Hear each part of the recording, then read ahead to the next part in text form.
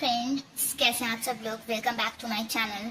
तो आज के इस वीडियो में मैं PEGC 104 British poetry and drama के बारे में पढ़ाऊंगी और इसका सबसे इम्पोर्टेंट क्वेश्चन फ्रॉम ब्लॉक 1 से आज आपको इसका क्वेश्चन आंसर बताऊंगी।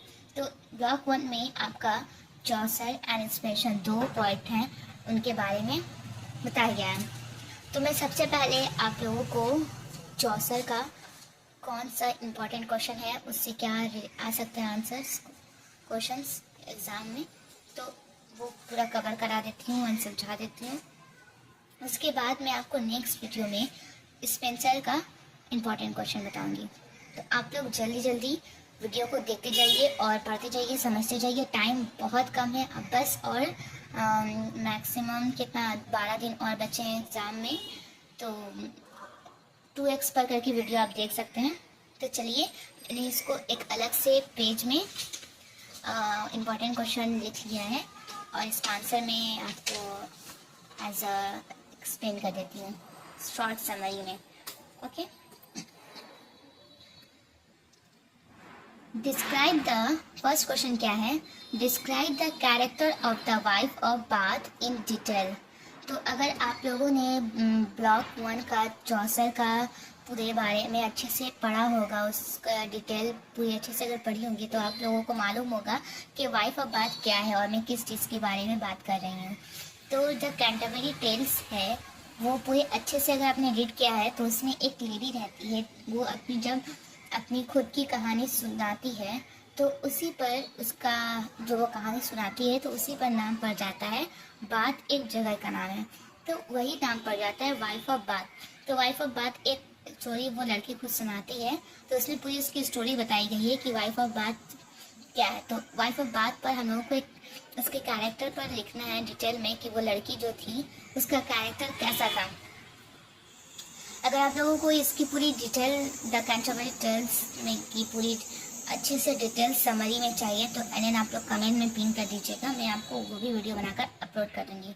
तो आइए फर्स्ट क्वेश्चन का आंसर समरी शॉर्ट में जानते हैं।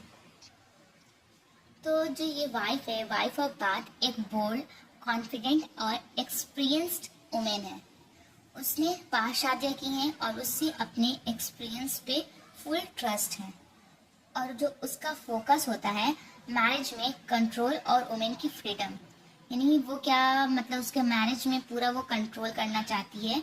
और वुमेन जो मैरिज है, पहले के समय में जो मैरिज करके वुमेन पूरी कैद हो जाती थी, अपने हस्बैंड के मातहत हो जाती थी, तो वो उसका कॉन्सेप्ट क्या है, वो क्या करना चाहती है, वो वुमेन को आज़ाद करना चाहती है।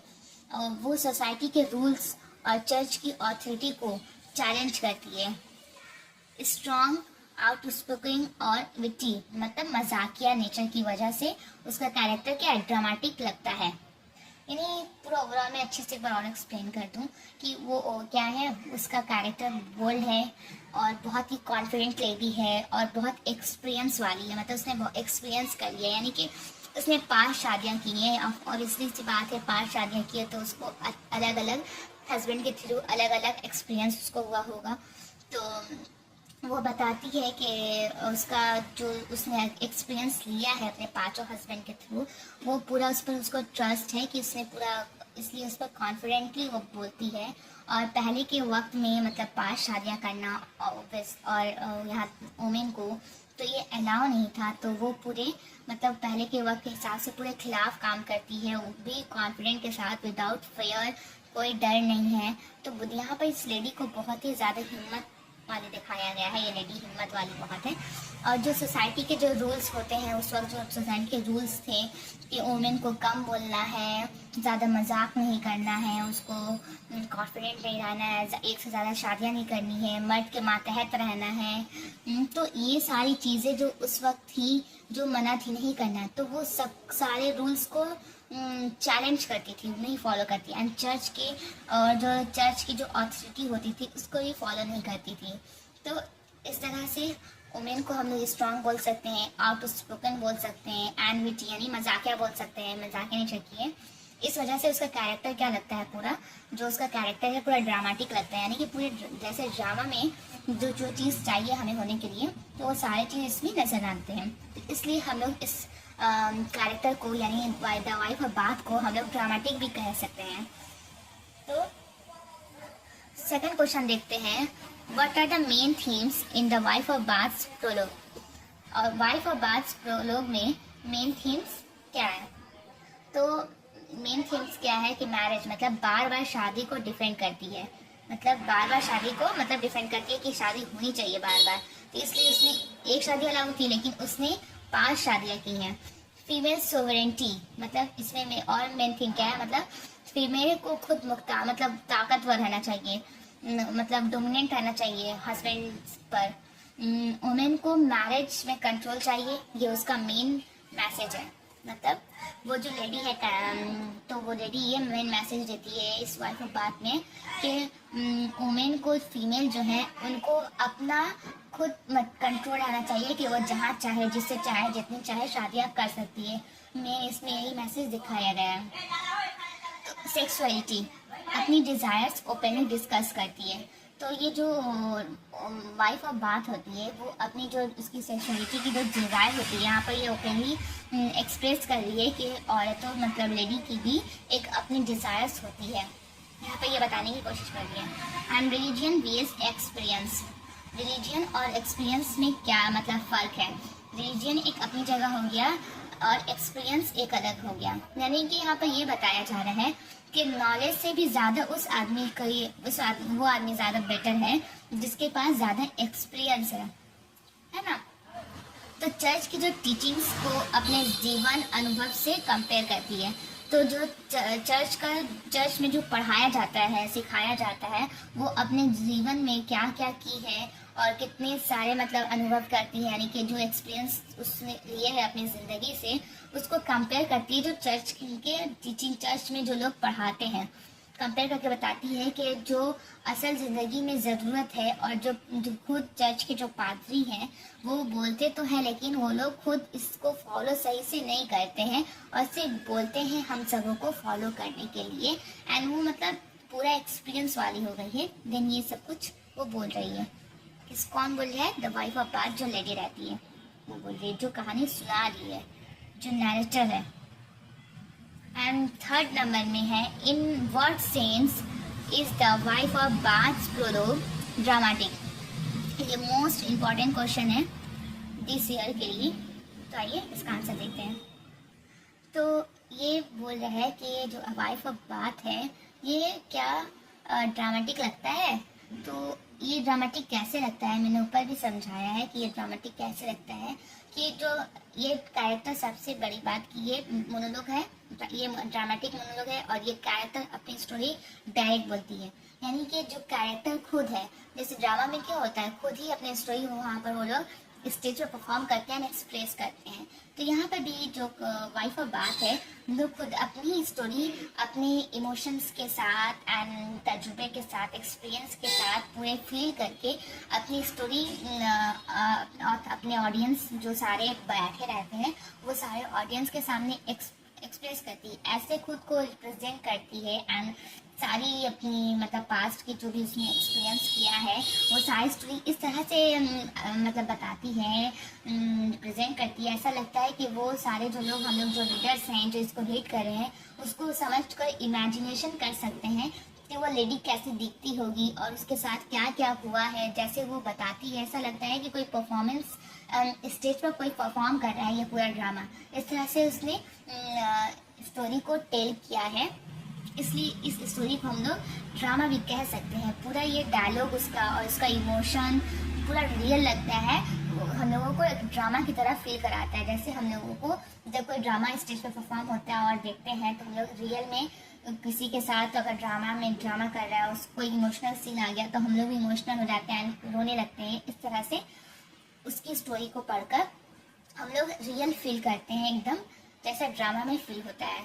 तो ये ड्रामा और भी ऐसा लगता है कि बीच में बहुत सारे ऐसे कुछ इंटरप्रिटेशन और कॉन्फ्लिक्ट आते हैं, झगड़ा एंड इंटरप्रेट कोई करता है, जिससे ज़्यादा और ड्रामेटिक बन जाता है और ये ड्रामा एकदम ड्रामेटिक बन जाता है कि हाँ एकदम ये ड्रामा जैसा ही पूरा एक्सप्रेस कर रही है वो अपनी स्टोरी को। ऐसे जन को ड्रामा देखते हैं तो सिर्फ अच्छा ही नहीं होता है, उसमें कुछ झगड़े भी होते हैं, फिर सुलझता है, फिर अच्छा होता है।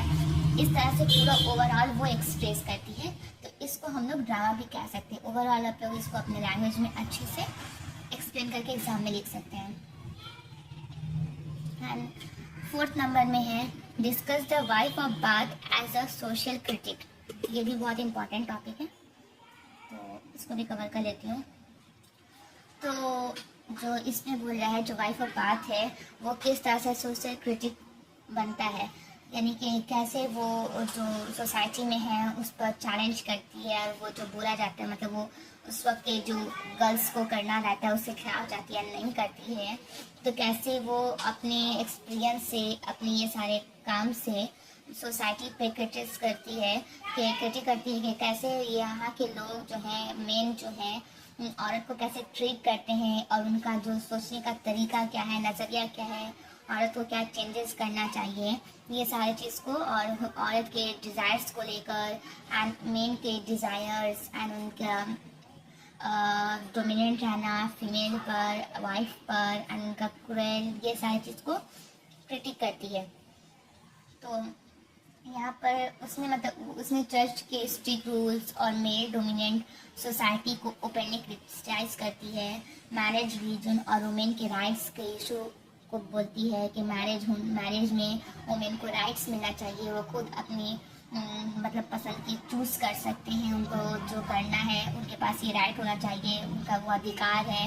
रिलीजन पर बोलती है कि इस रिलीजन पर वुमेन्स का राइट्स है, वो अपने अपने मतलब हिसाब से रिलीजन्स को चूज़ कर सकते हैं। इस तरह से वो सारे चीज़ को एक्सप्रेस करती है, बताती है। इसमें उसकी बातें एक सोशल रिफॉर्मर जैसे लगती है जो पुराने नॉर्म्स तोड़ रही है। मतलब उस वक्त के टाइम में एक औरत को लिखने की, ना कोई सोशल काम करने की, ना कुछ डिसीज़न लेने की, ये सारी कोई भी चीज़ की आज़ादी, फ्रीडम नहीं थी।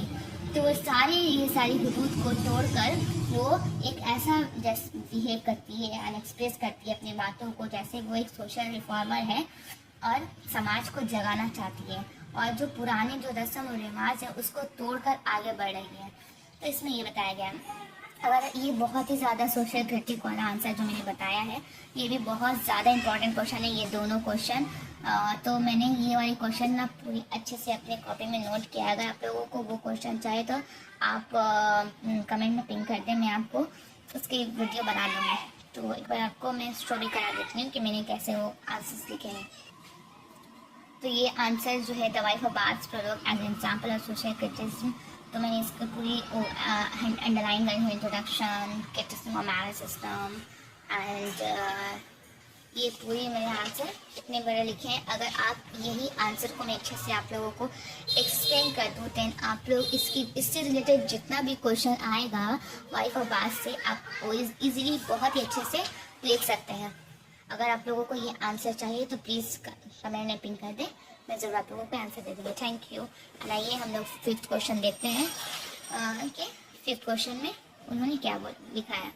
5 क्वेश्चन है, ये आ सकता है आंसर, इंपॉर्टेंट क्वेश्चन है ये दोनों मोस्ट इम्पॉर्टेंट है, और ये सब आने के चांसेस हैं, आ सकते हैं। तो अगर आप ये 4th नंबर या 3 नंबर अच्छे से कर लेते हैं तो आप लोग इजीली इस आंसर को, सारे आंसर को देने के लिए कैपेबल हो सकते हैं। तो आप लोगों को पढ़ लेना चाहिए मेरे ख्याल से। आइए 5 नंबर में, how is the wife of bath different from the other Pilgrim.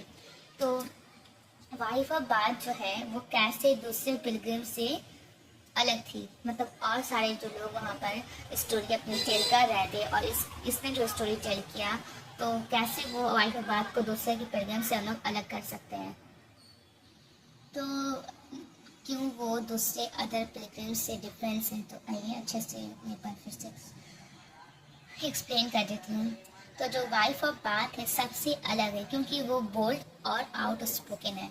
मतलब उस वक्त, जिस वक्त वो ये स्टोरी टेल कर रही है, उस वक्त वो आउट स्पोकन मतलब पूरे खुलकर, बगैर डरे और हिम्मत के साथ स्ट्रॉन्ग लेडी है, और बोल्ड है, जो बोलती है एकदम मतलब सच बोल रही है एकदम अच्छे से, कोई डर नहीं, कि बगैर कोई शेम के वो मतलब सेक्सुअलिटी पर एंड मैरिज पर, फ्रीडम पर, सारी मतलब आवाज़ उठाती है, बोलती है।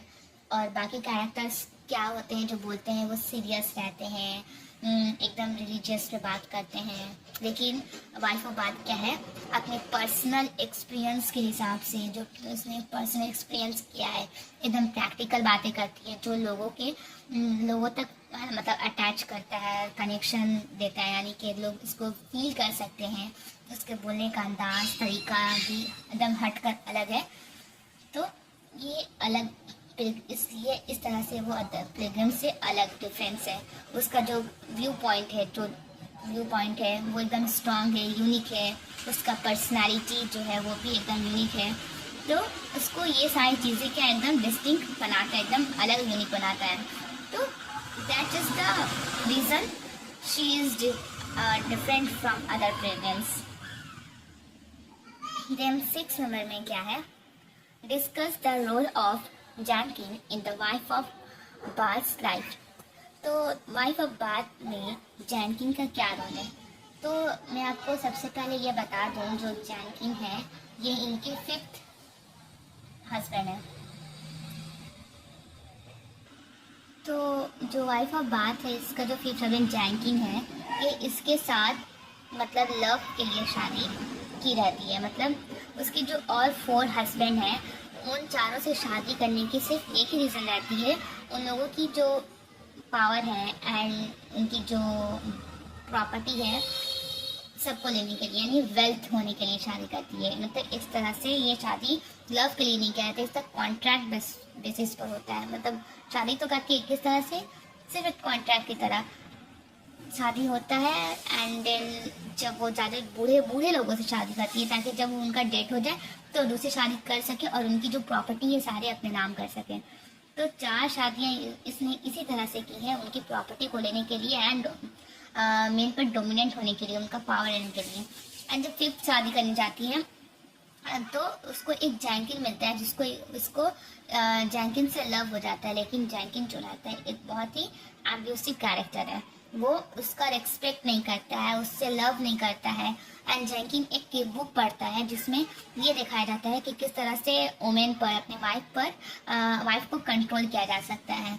एंड उसको मारता है ये जैंकिन वाइफ और बात को। और एक दिन ऐसा मारता है कि उसके कान से मतलब वो बहरी हो जाती है। लेकिन बाद में जैंकिन क्या करता है, उसको वाइफ को कंट्रोल दे देता है कि वो कंट्रोल करे। तो यहाँ पर वाइफ का यही मैसेज है कि women want power in marriage. Women को क्या चाहिए, मैरिज में पावर चाहिए। तो ये था आपका 6 क्वेश्चन इम्पॉर्टेंट, जो मैंने आपको इजीली एक्सप्लेन कर दिया है शॉर्ट समरी में। एंड देन आप लोगों को अगर इसका आंसर चाहिए, जो मैंने अपने कॉपी में नोट डाउन किया है, देन आप लोग इनका में पिन कर दें, मैं इसका वीडियो अपलोड कर दूँगी।